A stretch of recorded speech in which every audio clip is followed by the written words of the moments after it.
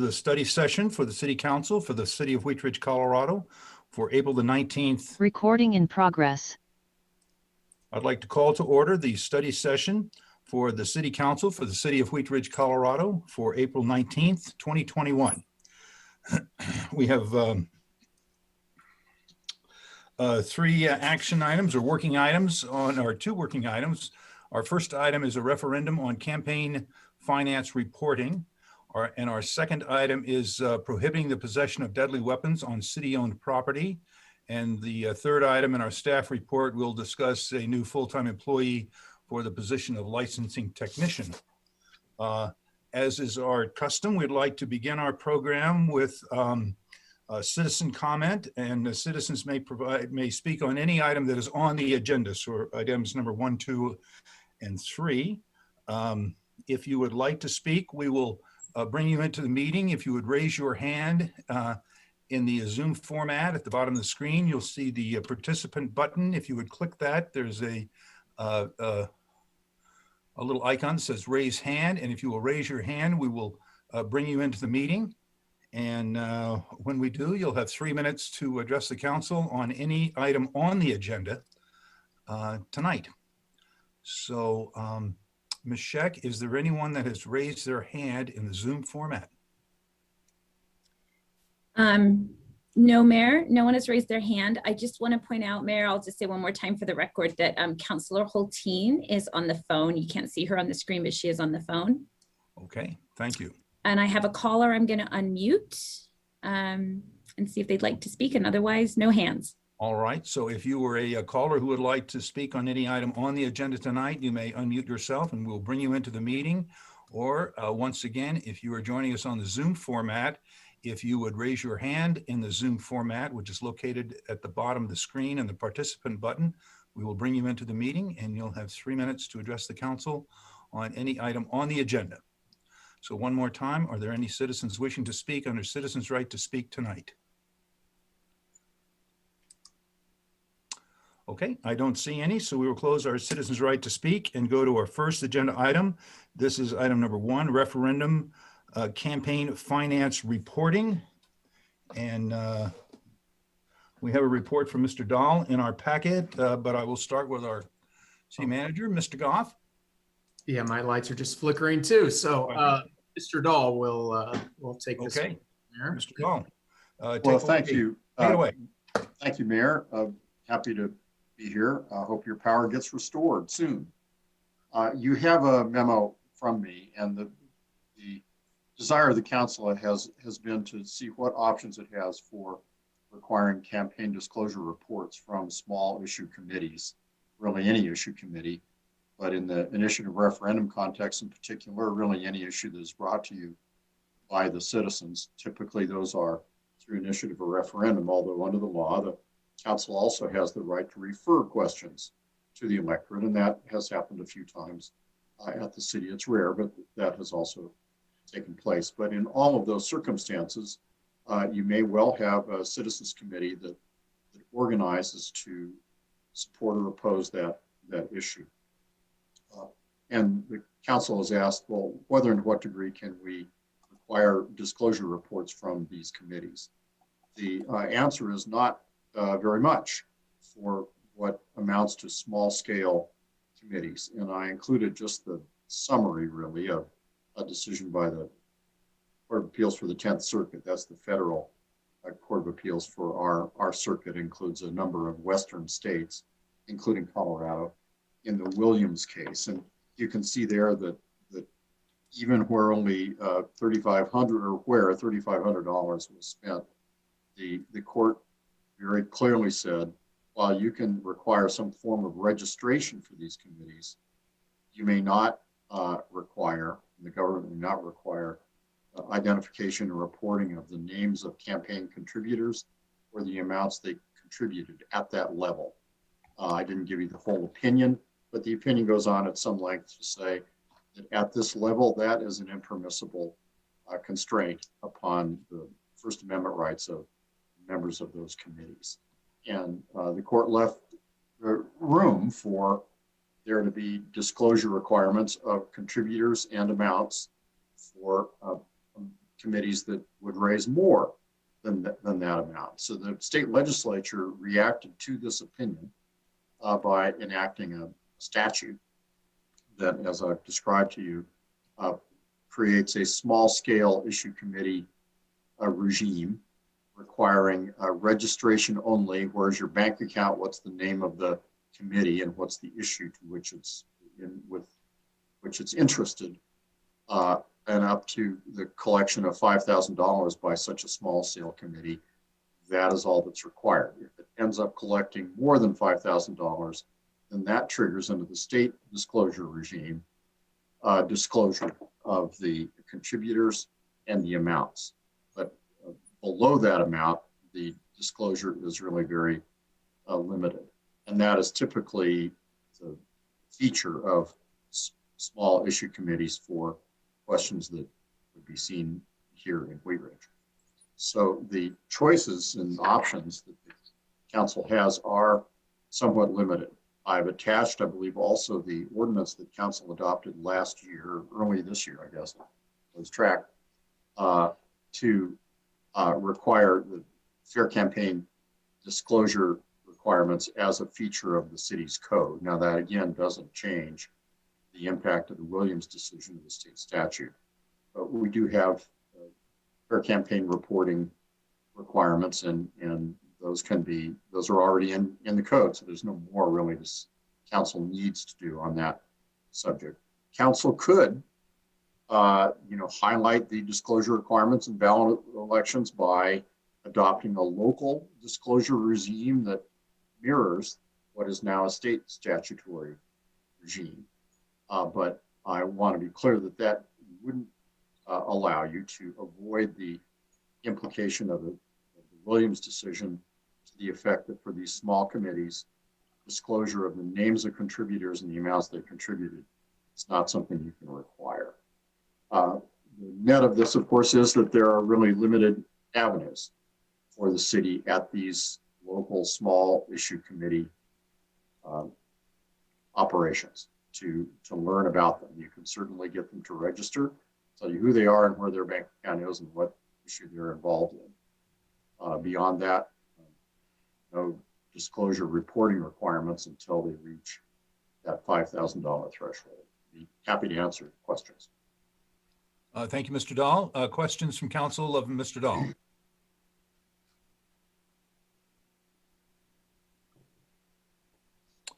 I don't see any hands for questions. I believe Ms. Waltine is on the telephone. So if you have a question, please unmute and we'll get your question. Any other questions for Mr. Dahl? Is there any desire on council to move forward with any kind of an ordinance relating to the items that he discussed, or should we just consider that? Mr. Urban. Thank you, Mr. Mayor. I think at this time, unless there's a specific complaint or an issue that comes up in the next election cycle or sometime in the next year, I think we should wait until something comes up to where we would need to respond to this. But at this time, it doesn't sound like there's much we can do, even if we wanted to. So, thank you. Any other questions? Then let me see a show of hands that on a consensus to take no further action on this at this time. Okay, that's a consensus right there. So let's thank Mr. Dahl for your work on this item, and we will not move forward with anything at this time. Yeah, certainly. Okay, thank you so much. You may be on the docket again on our second item. Our second item is prohibiting the possession of deadly weapons on city-owned property. And Mr. Goff, do you have any opening remarks on this? Yeah, thank you, Mr. Mayor. Yeah, excuse me. I will start this issue, and then Mr. Dahl can jump in when he likes. His office helped draft this memo and did some research for us. So currently the city's code of laws does not prohibit the open carry of deadly weapons on city-owned property. Numerous years ago, the Colorado legislature enacted legislation addressing this issue Staff did bring forward an ordinance in 2003 to the council at that time to align the city's code with the new state statute, but council at that time chose not to proceed with anything. This issue was brought up again very recently, this last November during the election. City Hall and the Recreation Center in Wheat Ridge were polling places for this last general election. And it was a coordinated election with Jefferson County Election Office, and they inquired if we had an ordinance that did prohibit the open carry of weapons in Wheat Ridge, and we told them no. I did bring this up briefly to City Council at the time, and there was direction by City Council to bring this forward to a future study session for discussion. So that's why we're here this evening.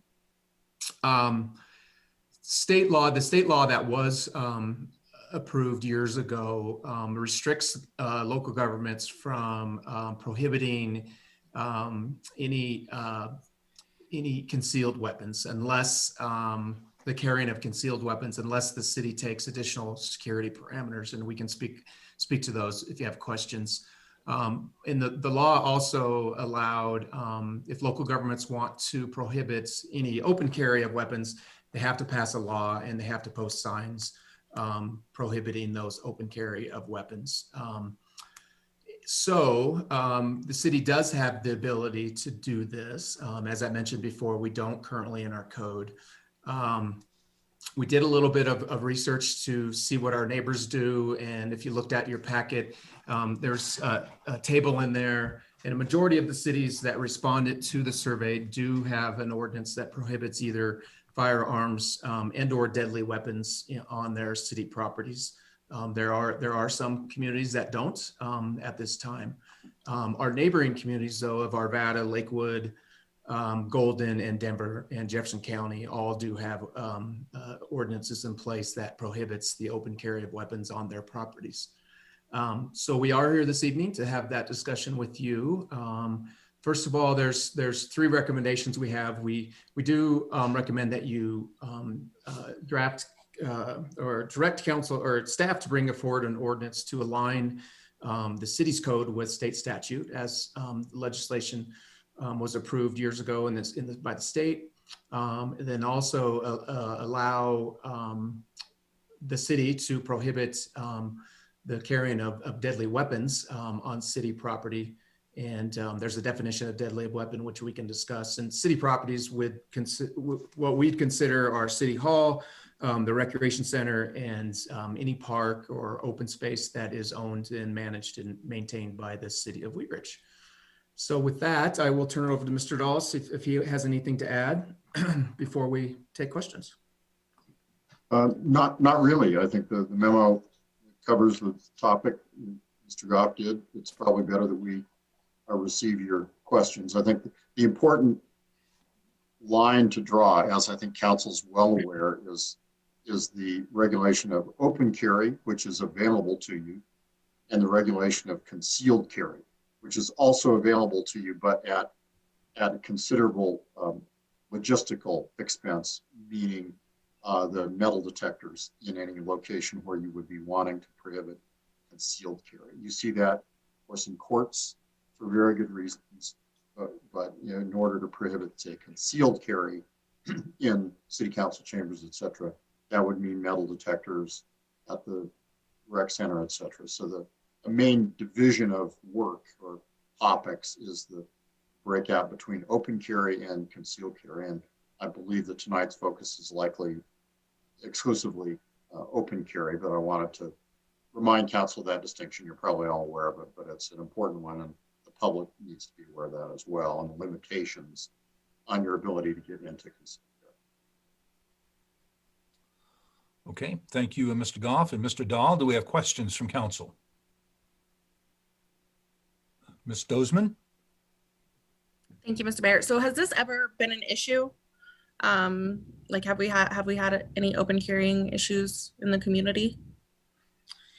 I'll start that, and we do have Karen O'Donnell, our Parks and Rec director, on here, our chief, of course. I don't, Ms. Dozeman, I'm not aware of any specific issues of an open carry, somebody actually carrying a weapon into City Hall or parks or the rec center. I know we have examples from our neighbors. Obviously, we don't necessarily want it to happen. What experience we have had, though, Ms. Dozman, is unfortunately recently in the last couple of years we've experienced Amendment 2 auditors who have not only been coming to Wheat Ridge, but they've been coming to many municipalities in Colorado. And as far as I know, they haven't had any weapons with them, but they come to city halls to provoke employees, to get them to react, to try to violate their Amendment 1 rights.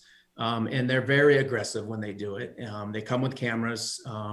They violate people's personal space, and then they'll put those videos online. And unfortunately, we had 2 employees who left us in the last couple of years because they were scared, and their videos of them were put online, and they received death threats from across the country. As far as you know, you deserve to have a bullet put in the back of your head. So, you know, imagine if somebody did come into City Hall with an open carry weapon, and our employees had to deal with that. They have to deal with aggression enough, and I think adding the layer of an open carry weapon in this situation, I think would make it much worse. So I can't say we actually had an incident, Ms. Dozman, with an open carry weapon, but we've had instances where employees are attacked and harassed to a level that they feel for their life, and they've quit. So I would not like to. I'd like to be able to control our environments for both our employees and our public, so that there's not that added layer of aggression of an open carry weapon. Thank you. Additional questions from council? Mr. Urban. Thank you, Mr. Mayor. Are we aware of any other facilities or institutions like the schools or other areas that have some sort of gun-free zone policy, or is the city the only one that would have that? Well, as I mentioned, Mr. Urban, the county does. So all Jefferson County facilities that are owned by them, they prohibit open carry of weapons. The school district, I believe, I don't know if I can answer this. If anybody else, the chief may know this. I'm assuming schools are gun-free zones or weapon zones, open carry. Yep, that's correct. And I don't know if Division Chief Lorenz's video is not working, but if he's on there, I think he has other information about gun-free zones.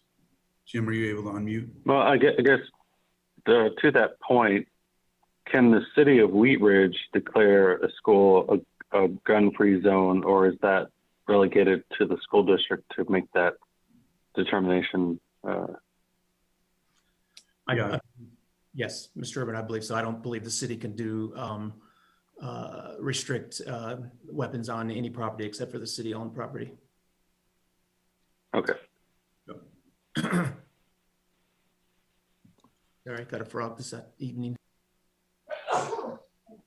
Bless you. Yeah, I can tell you that all R1 schools have weapon-free campuses property. I'm not positive about private schools in the area, but I would guess that they probably are. Thank you. Okay, Ms. Hoppy. Thank you, Mr. Mayor. My power is back on and I'm joining the meeting, not on my phone here, but I'm hoping that my service will hang on there for my comment. I think that it's important that we create safe spaces for the employees of the city. They are our employees, and they are also our frontline workers for our community. And so I think not allowing open carry on city property is not unreasonable. And I appreciate this memo, and I would have to say I was surprised at how many communities already have this, and considering how long it's been part of, to be able to align with the state law definition of like deadly weapons, how long we have put that off. So I would be in favor of moving. Additional discussion? Ms. Hutchinson. Thank you, Mr. Mayor. I need to have some clarification because we're talking about prohibiting the possession of deadly weapons on city-owned property. Okay, that's kind of a lot of things. So that's open carry, that's concealed, that's other kinds of things that, people can have in a sock, their underwear, whatever like that. So apparently at the rec center, there's signs that say no open carry, but did I get that right? That it can't be enforced? That's Yes. correct, because we don't have, I'm sorry to interrupt, we don't have a that's backing that up. That's really just a recommendation almost. It's not written in that way because the sign says no open carry. But the city doesn't have an ordinance supporting that. So if someone open carries into the rec center, that's not something we can cite into municipal court at all. We can only encourage them to leave that gun in the car. And when you think about it, that's really probably not a good place for the city to be. It needs to either have a rule that it can truly enforce or not have that message out there. If it can enforce it, it leads to expectations on the part of employees, other members of the public, that's something they can count on. And it's not. I mean, it's a Band-Aid, frankly, that has been done to address a level of concern, but it is not something that we can do much with. Thank you. Because I think this should be about all the weapons, whether it's open, concealed, whatever. If we need to have the security, just like the courts do for walking through the deals, if that's what you want to do, I don't know. But I don't think, they don't allow this in court. Why would it be different in a city building, a rec center? I think it's going to be very hard, like in a park. But just to have the signs posted and things, we aren't living like we did 20 years ago. So this thing about thinking, well, it'll be okay. It's not just the rights of employees, it's the rights of the people who live in Wheat Ridge, that come to Wheat Ridge just to do their everyday business or to have fun. And the idea of deadly weapons on city-owned property, exactly why do we need that? Why do we need to have that? Why do we need the deadly weapons when we've got all these other cities that have passed things and we just kind of haven't done it? It's very concerning. So I think we should not allow any of it or say that, and not have different rules for different buildings, for the rec center, for the city offices, for the parks. That's too confusing for people. And, just make it simple. And, if you want a concealed weapon, go to another city. Go do something over there. But here, we need to be concerned about the people who live here that want to go to the rec center and just do whatever they want to do. You never know when something's going to tip somebody off anymore. And I just think we should be concrete and just be clear. This is what City of Wheat Ridge states. And then everybody would know. Thank you. Thank you. Ms. Hoppy. Thank you, Mr. Mayor. I was wondering if Chief could maybe give us some more information about concealed carry. I don't support adding metal detectors at all of our city properties, parks, and that business. But I also know that to get a concealed carry permit, not only do you have to take a class, but then I think you have to register with your local police department. And so I wonder if Chief could just tell us a little bit about that process for those who don't necessarily know what you have to go through to have a permit. Thank you. Chief, can you give us a rundown on the what it takes to get a concealed weapons license? Yeah, I can give you my best since I've been through it, but I think Lorenz again is probably an expert on that. We do have a pretty rigorous process here. Jim, are you still on there? Yes, yeah, I'm here. The concealed weapons, to get that, aside from the class and the permit in the background, is there any other steps in there that we're missing? So you apply through the county that you live in. You have to have some kind of indication that you've had training in this area, and the sheriff can sign off on a concealed weapon permit. Under most circumstances, a concealed weapons permit will allow you to go to places like council meetings, for example, in some cities would allow you to have a concealed weapon inside if you have that permit. Not sure, Patrick may be able to say more about how ours is constructed, if it allows that or not, because I've seen a couple of different versions of that. I'm sorry, Mr. Lawrence, if it allows concealed weapons? Right, yeah. Yeah, well, we haven't really drafted an ordinance yet. We're looking to get direction from City Council. If City Council wants us to address concealed weapons, we could, but as Mr. Dahl said, we'd have to put those extra security parameters in place. So we're not recommending that this evening. We're recommending that we just focus on the open carry of weapons, deadly weapons. Additional discussion. I had a question, Mr. Goff. Have we not, so our city code currently does not align with the state code with respect to concealed carry? It does not. Not what they passed back in, I think, 2003. Okay. Thank you. Additional questions? Comments? Ms. Dozeman?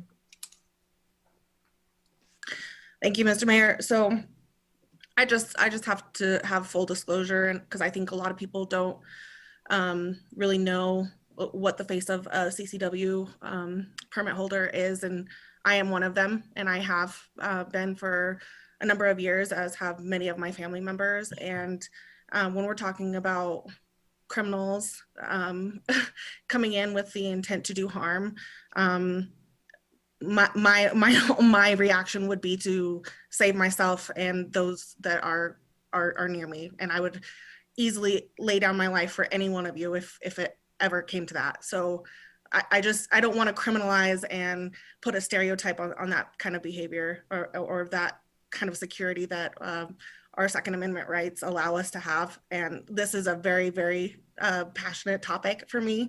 And I believe in gun ownership. I believe in the right to life, liberty, and the pursuit of happiness. And like, it's one of those things where, like, I understand for the sake of staff and for them to feel safe and secure in their jobs. Like, I understand not wanting to have open carry, especially around elections, because I know that that's where this topic originally stemmed from. But I would never support regulating concealed carry weapons. Thank you. Ms. Hutchinson, you've spoken once. Is there anyone before I go back to Ms. Hutchinson? Ms. Hutchinson? Thank you, Mr. Mayor. I just wonder why in schools there are no weapons allowed, but we're looking at city buildings and we have different variables here. Schools say no weapons, like R1 schools, but city buildings, it's like, well, you know, it's my right or whatever, and things like that. You know, people can be fine and purchase weapons and be just fine, and they're out there doing crimes right now. I just think, why put ourselves in that? There's always a police officer that's in city council meetings.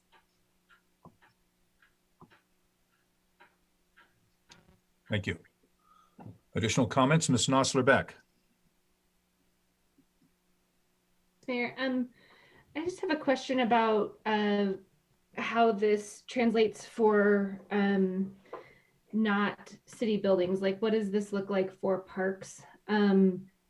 And like, how is that enforced? And maybe this is a question for Chief Murtha, but I know we're just like forming this, so maybe we don't know what that looks like. Yeah, I'll start that, Councilwoman Nosler-Beck.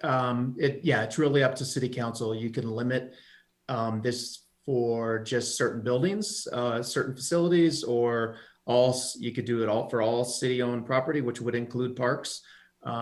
Some cities do it differently. And we'd recommend that you do it for all city-owned property, including parks. And I think the chief could speak to that on enforcement. Yeah, thank you, Patrick. I think the enforcement part is easy to, well, it's easy for the open carry part.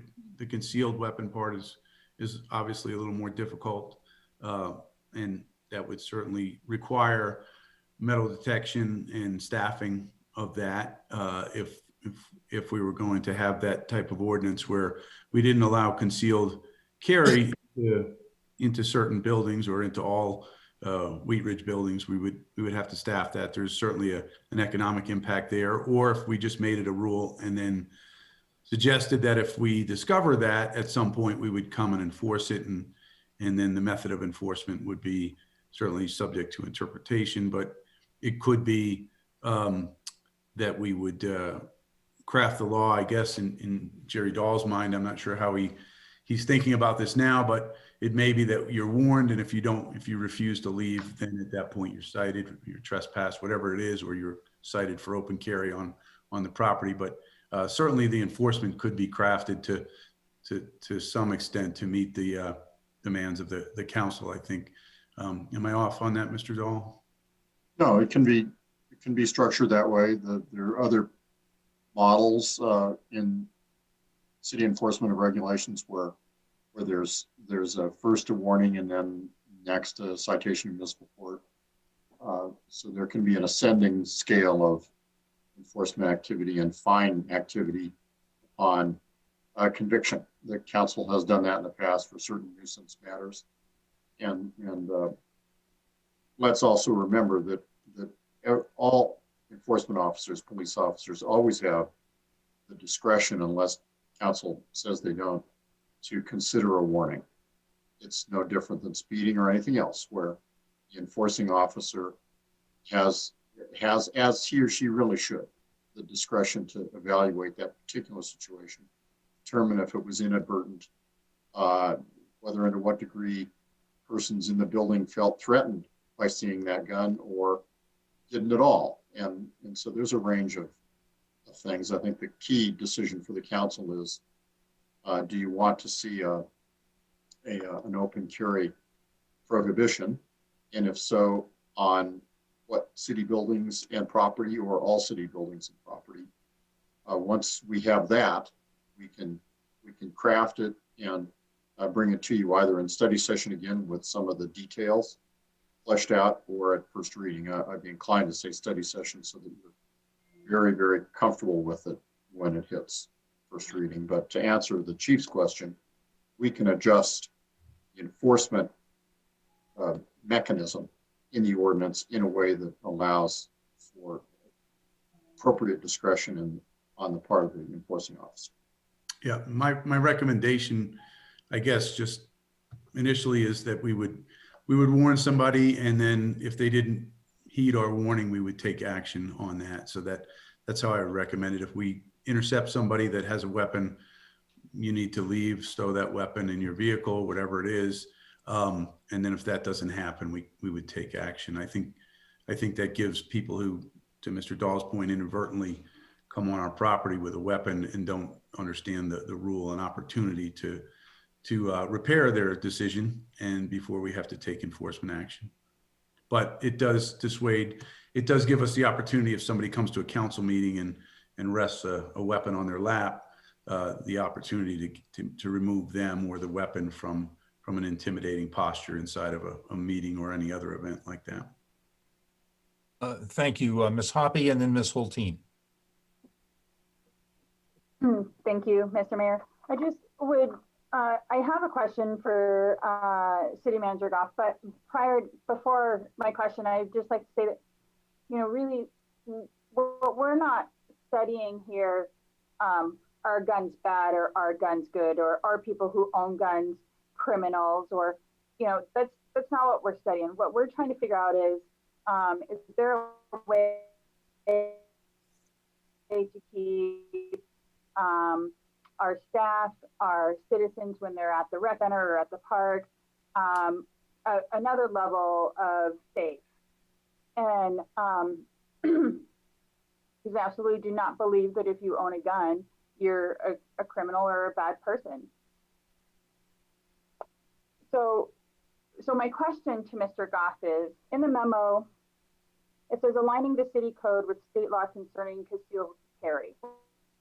What do we need to do? What does that mean? What do we need to do to align with the concealed carry with the state?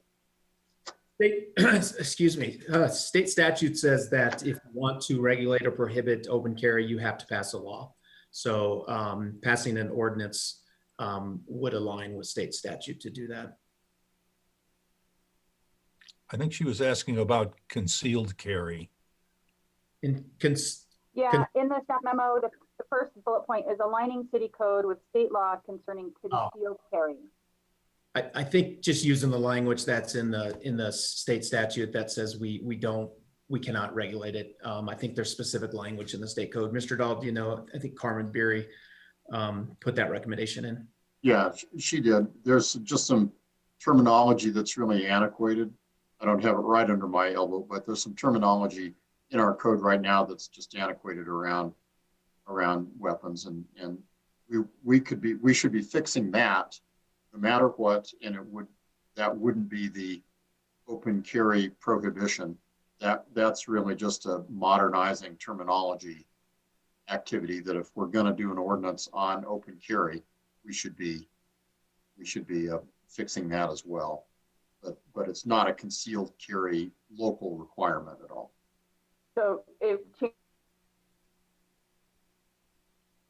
changes, if we do nothing about concealed carry, it changes really nothing about the concealed carry rights that we currently have in our community. That's correct. Thank you. Thank you. Ms. Hulteen. Thank you, Mr. Mayor. So I guess my question about concealed carry is, I mean, it's my understanding, sorry, with my power out, I'm just getting back with my packet online. But it's my understanding that some of this was brought forward around concern for safety for people in polling places. Would we be able to enact some sort of regulation specific to polling places while they're being used for the purpose of polling that we could enforce, like in a location and a time? Or do we really have to approach this sort of more universally in terms of regulating concealed carry?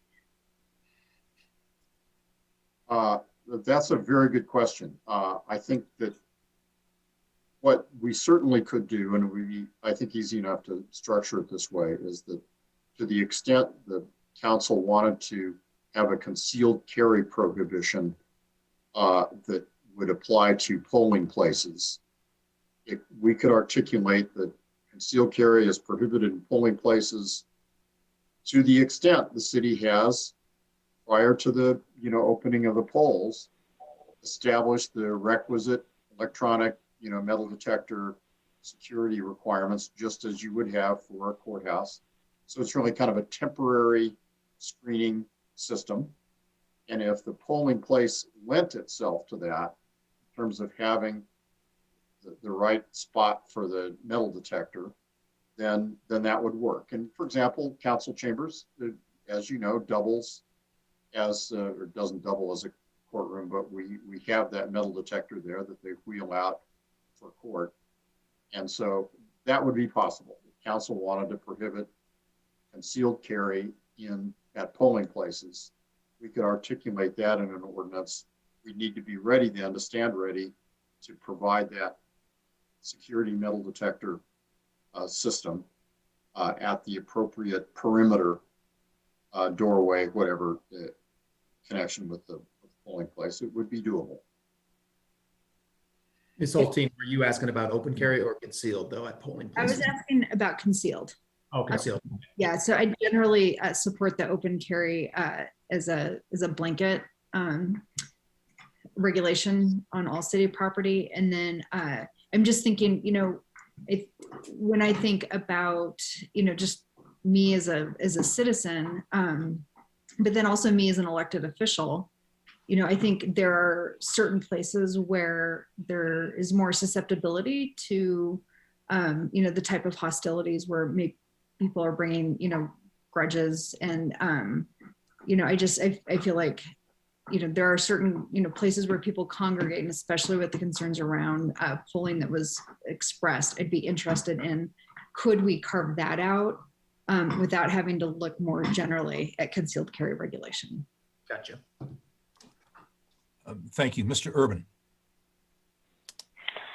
Thank you, Mr. Mayor. So as I understand it, within the sort of concealed carry realm, the only way to regulate that is through the use of a metal detector. And as it comes to the election process, I would see a metal detector to be a hindrance to the ballot box that wouldn't withstand some sort of legal scrutiny just by itself, correct? That's an interesting wrinkle. I hadn't thought about it quite that way. And I'll confess I haven't done research around that specific issue, but your point is well made, that like any other constraint on voting, that could be seen as one. If you've got to pass through some kind of detector with an officer there, that's off-putting. It would be off-putting to some people. Nevertheless, our courtrooms, when you think about it, are available to the entire public. Now, generally, you're there because you have to be there for court, although we allow people to attend court to watch court, and they still have to go through that. I'm taking too long to say that's not something I've researched, but I'm happy to do so.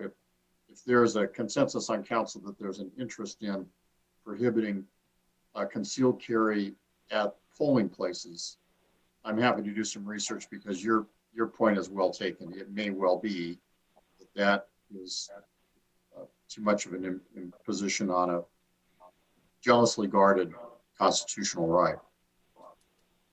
Certainly, and I guess that was part of my reason for bringing it up, because the impetus for this discussion initially was the threats and the intimidation presented by an open carry situation near or at the ballot box. And so that, in my mind, is a valid concern, that if someone's open carrying near the ballot box, that would hinder people's willingness to go to that ballot box. And I think similarly, if we had a metal detector, that would cause that as well. For people who are concealing their carrying of a firearm, they're not displaying it, they're not showing it in any way that would cause concern for other people going to the ballot box. So I would be opposed to requiring any sort of regulations on concealed carry near the ballot box.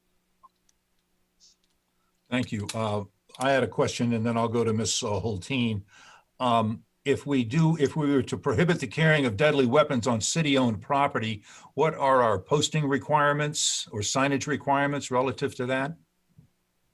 State statute requires that you do post that. So we would have to, like we already do have, as somebody mentioned, we do have it posted at City Hall and Rec Center. But as we mentioned, we can't currently enforce that. So if you want to prohibit it at parks, we would have to post signs along with any other signage that we have at parks. So that would be sort of periodic postings at the locations where it would be prohibited, I guess, in a somewhat reasonable manner. Or I don't know if it'd be periodic. I think the signs would have to be up. If to enforce it, the signs would have to be up. I don't, Mr. Dahl. Yeah. Well, I didn't mean periodic. I meant spaced out, if you will. Yeah. Gotcha. Not in a time sense, in a location sense. Yes, and honestly, I think a court would look at that from a reasonableness standard. let's remember that we have, if people expect to see the rules around parks. Does your dog need to be leashed, et cetera? And we would post in the same locations, possibly a few more, but that would pass the court test because these are places people expect to see the rules around that park. And we put the open carry prohibition in that location. Thank you. Ms. Hulteen. Thank you, Mr. Mayor. I just want to share that after Councilmember Urban's comments about, that type of enforcement and security might deter people from polling places, I think encouraging people to, use their right to vote is incredibly important. So with that, I would definitely walk back some of the thoughts on that, and don't think it's necessary unless there are other indicators that would call for having that type of security in our polling places. Thank you. Additional discussion, Ms. Hoppy. Thank you, Mr. Mayor. I want to point out that concealed carrying of a firearm is illegal unless you have the permit. And if you have the permit to do that, if you're licensed to do that, that means that you have given your fingerprints to the Jefferson County Sheriff, which it goes through the CBI and the FBI. You've had to take your class, and you have to have your address on file. If you move, it needs to be changed within 30 days. So that type of concealed firearm carrying is completely different than a concealed firearm carrying without a permit, and completely different from open carry. So again, I'd like to say that I don't support changing any of our regulations around the concealed carry, because that is only legal if you have a permit. It's not legal if you have not gone through the classes and the fingerprint on our city property. Thank you. Are there any further questions or comments, or are we ready to, we have 3 recommendations in our package. Are you ready to sort of look at I'll go on to our clerk, Mr. Kirkpatrick. Very briefly, to Mr. Urban's earlier point, last summer, there was a movement among some political interests to guard polling places against illicit voting. That effort was put forward by the then President of the United States. When I called Jefferson County to ask them, could we do that here at the city in the polling place, their answer was the county does not have a prohibition against that. Only the city can do that. But we do have the right to prohibit bringing firearms, including concealed carry weapons, into the polling place if we write an ordinance that says that. That would align with the statute. Thank you, Mr. Mayor. And if I'm not mistaken, the polling places that we have are located on city property. Is that right, Mr. Goff? They have been, yes. The last election, Rec Center and City Hall were our 2 polling places on public property. Thank you. Ms. Hoppy. I'm going to try to move forward to a consensus. Okay. I'd like to ask for consensus to align the city code with the state law concerning concealed carry. Again, this is antique definitions and verbiage according to our city attorney, Mr. Dahl. Okay, we'll show of hands in favor of that proposition. And will the clerk? I'm so sorry. Can I have Councilmember Hoppy repeat that again? I don't know if it was my internet or hers, but I couldn't hear it all. Let me, it was the first bullet point on our recommendations aligning the city code with state law concerning concealed carry. So this is, if you're in favor of that, please raise your hand. Okay, we have consensus on that. You want to go ahead with the second one, Ms. Hoppy? The second one, Thank you, Mr. Mayor. Aligning the city code with the state law definition of deadly weapon. Are you in favor of that? If you are, please raise your hand. Okay, we have consensus on that. And the third item is prohibiting the carry of deadly weapons on city-owned property. All those in favor of that proposition, please raise your hand. And we have consensus on that. Mr. Goff, those were the questions that you were after. Do you have any other requirements on this item? Not on this item, Mr. Mayor. Thank you. Okay. And Mr. Dahl, you, I assume, have the information you need to bring us some great legislation. Yes, I do. Thank you very much. Thank you. Okay. Then we are going to go, thank you very much for that discussion.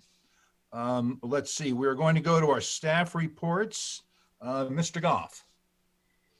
Yeah, I will turn this one over to Ms. Ali Sheck, our Administrative Services Director. Ms. Sheck, please continue. Thank you, Mayor. Thank you, City Manager. Good evening, Mayor and Council. Ali Sheck, Administrative Services Director. I am here tonight to just chat with you about a request in your packet for a new position, and that's for a licensing technician. So I'd just like to spend a minute to walk through some of the main points of the memo that's included in your packet for those that that are listening from the public. As you're all aware, this council has recently added some new licensing programs in recent months that prioritize and promote the health, safety, and quality of life in our neighborhoods. And these include massage, short-term rental, most recently tobacco retailing, and then I know that you've directed staff to bring you a hotel licensing program to consider. Additionally, at your strategic planning retreat on February 20th, you discussed permitting and licensing as an area of focus, and I look forward to talking with you more about that on a future meeting. But just from the discussion, it's clear that part of the goal is to improve customer service and support in the areas of tax and licensing. So what we've learned so far is that the workload associated with these licensing programs is substantial. And in the case of massage, it's working. These programs require significant time in engaging with customers, particularly in the world of sort of educating these businesses and what will be homeowners in the case of short-term rentals, and neighbors about requirements, answering questions, helping them along that road to proper licensing and compliance. Time is also required to track compliance and non-compliance, depending on the licensing program. In the case of massage, we assigned the massage licensing. We assigned actually the city's revenue auditor, Travis Anderson, to do most of the legwork on the implementation of that program, with a lot of support from our finance manager, Mark Colvin. And I think you saw in your packet that we have a lean, awesome finance team of just 6.5 employees, which includes payroll. And that, they've also been working most recently on gearing up for our short-term rental ordinance effective date of May 1. And of course, timing, the treasurer and I were talking about this earlier this week or last week, was fairly serendipitous in that our auditing, we backed off just a little bit through the pandemic, and also our revenue auditor had wrapped up the legwork on a very intensive lodger's tax case that was in front of the Department of Revenue for a hearing. And so he really did divert a lot of his attention to massage and currently short-term rental. But as we emerge from this pandemic into the next phase, we really need to get him back on auditing full-time to ensure that our businesses are complying with our tax code. So in your packet is a job description for a licensing technician. This is a very, I would say, frontline worker type position, heavily focused on customer service. That's the main requirement for the position. This position will implement and administer the new programs, including massage, short-term rental, tobacco retailing, and any future programs that you may consider. The position will also serve as a backup to the revenue technician. So that's sort of the additional customer support and education, which we know is very important, particularly during certain times of the year. November, end of October, November through March is a particularly crazy time. So again, heavy customer service position. We crafted the job description. Our human resources managers classified that position. And we, given the workload, Given what we see coming with the American Rescue Plan, in terms of the workload, our recommendation is that we move on this now. Financially, there's a strong likelihood that revenues from these new programs will actually cover the position eventually. We have not, the only revenues that we've budgeted so far, I think, was $13,450 to cover the vendor management program of the short-term rental licensing. But what we haven't done in our budget is factor in lodgers taxes for short-term rental. We haven't factored in licensing fees for tobacco retailing. Massage is negligible. So we estimate that tobacco retailing will be about $17,500 based on about 70 retailers. But again, we're going to, in our business-friendly approach, license them once in July of this year, and then that will actually carry through 2022. But we know that with short-term rentals, we'll be earning lodgers tax, which again, we wanted to budget conservatively, and not knowing how things will go in that area just yet. We haven't put any revenue in except for some minor licensing fees, again, to cover the program management. Massage doesn't have, again, very negligible, about $600 in licensing fees for massage. That was a very different program. And of course, hotel licensing is to be determined.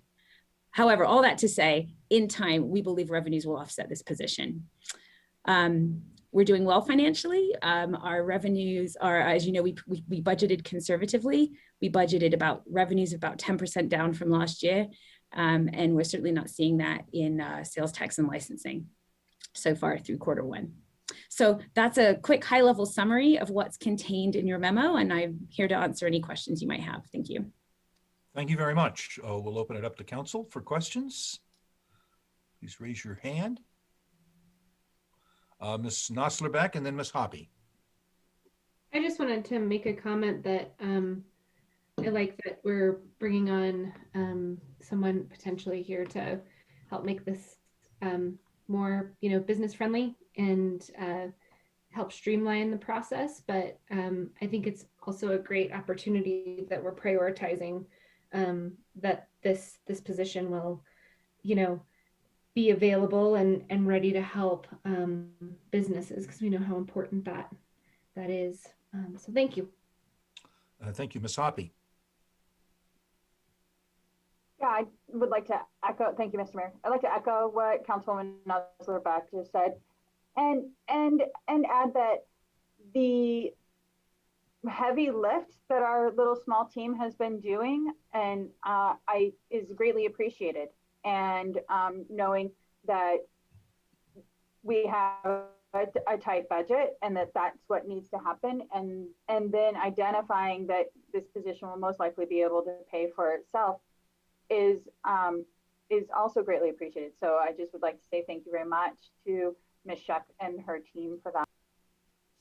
Thank you, Councilor Hoppy. Additional, Ms. Weaver. I was just going to add all of those things. We desperately need this for all of the licensing that we have been setting up in the last few months. And I think this will be really, really helpful and will definitely pay for itself in the long run. Thanks. Thank you. Additional discussion? Okay, do we have, let me see if we have a consensus to move forward with a recommendation to add this position. If you're in favor of that, please raise your hand.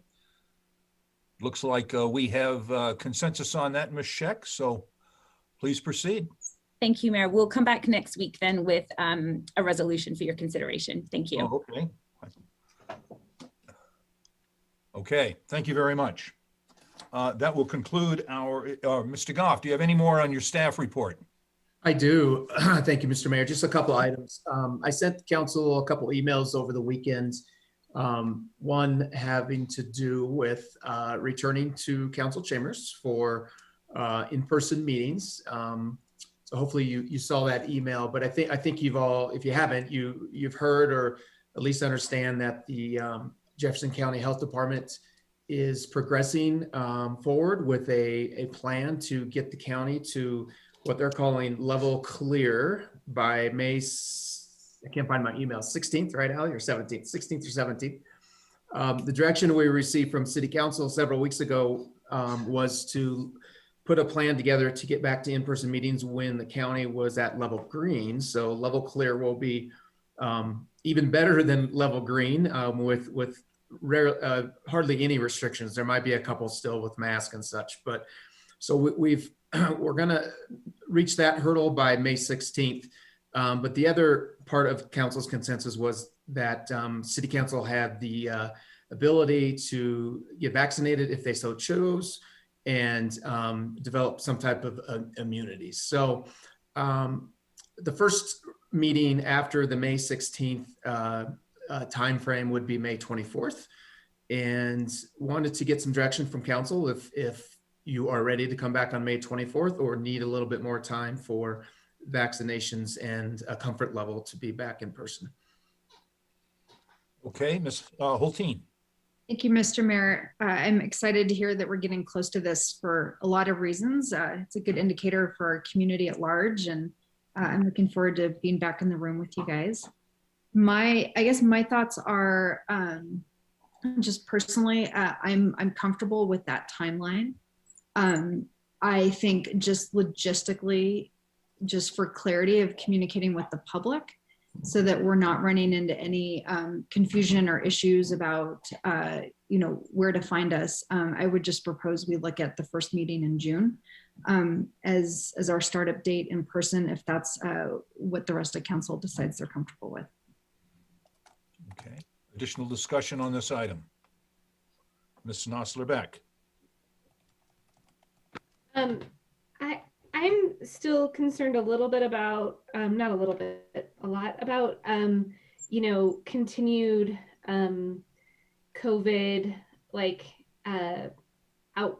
outbreaks, or if someone has an exposure. And I'm wondering, one, if, a member of council is exposed, would they still have an opportunity to potentially participate in council over Zoom or something like that? Or if all of council is exposed and we have to, quarantine or something like that for 2 weeks, could we go back to a Zoom platform? Like, could we have a plan A or B or C or D potentially to help us kind of keep business going as usual? Because I think that even though we're getting vaccinated, there still may be some exposures to different strains and stuff like that. Yeah, and I'll let Ms. Sheck pipe up on this too, because we've been managing with flexibility for the last, I think, probably how many months has it been now? 14 months. So I think we would have to keep that in mind, Ms. Beck, and because we don't know, right? But we're following, I think, our county public health orders and their plans as closely as we can, but things could reverse. So our plans are to keep a very hybrid system in place, probably for the long term, for those situations and any situation in the future, right? Once the pandemic is over. So I think if council is comfortable with that, there always will be the opportunity for a council member to Zoom in for numerous reasons. And, hopefully, if we have to quarantine the whole council, I hope it doesn't get to that point, but I think we're ready for that if we have to do that. Ally, do you have anything to add to that? No, we'll take direction from council. Technologically, we can do that. We can absolutely continue a hybrid model. No problem. We can do that. Ms. Hoppy? Thank you, Mr. Mayor. I think that the consensus was that we would be in a study session format, and which allows for social distancing. I'm comfortable with coming back in May if others are more comfortable with coming back in June, because we're further out from the the alleged when we were going to hit clear date, then I'm comfortable with that also. I'd also like to mention that Councilman Urban brought up questions around what are our rules around participating remotely. And we do have a review of council rules coming up. And so maybe defining some of those expectations around remote participation is, and that was the suggestion when Council Member Urban brought up, was that we have council rules coming up. Maybe we have that discussion when we do council rules so that we can put it into our council rules and we know everybody has the same expectation. Thank you. I had a couple of questions. Oh, Mr. Urban. No, thank you, Mr. Mayor. I guess as we look at this, my preference would be to start in May, knowing that everybody may not be ready to jump in going in person, and they could do it virtually in that May meeting, and then working up to the June 14th City Council meeting and trying to get everybody there face to face, and sort of easing into this and knowing that it's going to take city staff a while to figure out how to do this in person as well. So it may not necessarily go as well at the beginning, but I'd like to try to get this done as early as possible. On the issue of writing the rules around council, sort of the code of conduct, as you will, or the way that we handle meetings, I guess I'd like to ask that if someone's going to call in or use Zoom as a way to participate, that they do that for, I don't know if we have to come up with a list of reasons why they should be allowed to use that call-in function, but I guess just sort of a professional courtesy that you're using it for appropriate purposes, not just to call in on your vacation or be distracted in some way like that. So that's my thought. Thank you. I had a couple of questions myself. When we talked about meeting down on the main floor where we do our study sessions in the large tables and opening up the divider into the court chamber, do we have an opportunity to make those tables into a half circle so that we all would be facing the audience? In the past, when we set up for a for a study session, we do it around a square. So, but I'm concerned that do we have the opportunity for all the counselors to be able to face the public? Do you think? Mr. Goff, shall I respond to that? We talked about it when we were laying it out, Mayor, not and still have distance between you. Okay. So, yeah. So what we found worked. We tried that.